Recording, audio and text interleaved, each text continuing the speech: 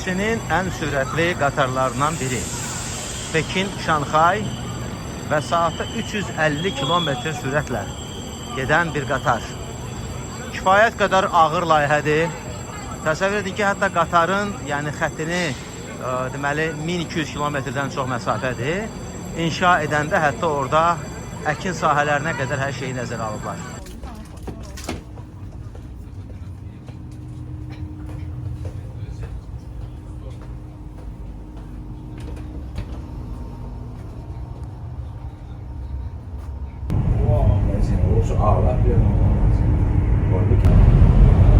Maraqlı bir məqam deyim sizə. Hətta Çinin bu sürət qatarı əkin sahələrində belə xüsusi lövhələrin üzərində salınıb ki, əkin sahələrini belə deyək də yararsız etməsinlər. Yəni ora heç bir təsir etmədən yerdən müəyyən hündürlükdə keçir ki, heç bir yeri korlamadan, heç bir yerə zərər vurmadan və insanların hansı ərazilərinə təsir etmədən yol salınırsın. Çox nəhəng layihədir həqiqətən də və 300-350 km/saat sürətlə 1200 kilometrdən çox məsafəni cəmi 4 saat yarıma qət eləmək möhtəşəmdir.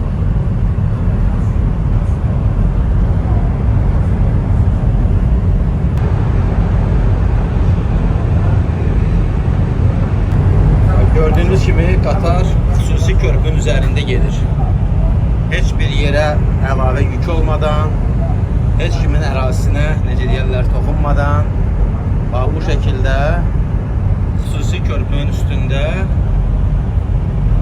1300 kilometrə yaxın məsafə beləcə səliqəli şəkildə gedir.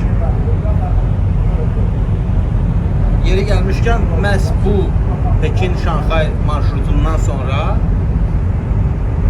yəni bu dəmiryol sürətli qatardan sonra təyyarə ilə bağlı artıq insanların seçimi dəyişdi. Çünki əvvəllər təyyarələrlə gedirdilər. Aydın məsələdir, məsafə uzundur, amma sonra gördülər ki, həqiqətən də çox sərfəlidir. Yəni sən 4 saatı çatırsan sonra, 4 saat yarım, bəzi qatarlar sürətinə görə 5-6 saatı da gedə bilir, o heç, amma yəni bu variantı mən deyirəm. Artıq təyyarə ikinci plana düşdü. Çünki onsuz da təyyarəyə 2 saat tez get, oradan təzdən giriş, çıxış falan. Burada isə rahat gəldin, oturdun və salam. Və təbii ki, daha təhlükəsiz eyni zamanda. Çünki hava şəraitinə görə orada daha çox təxirə düşmələr ola bilər, nəinki qatarda.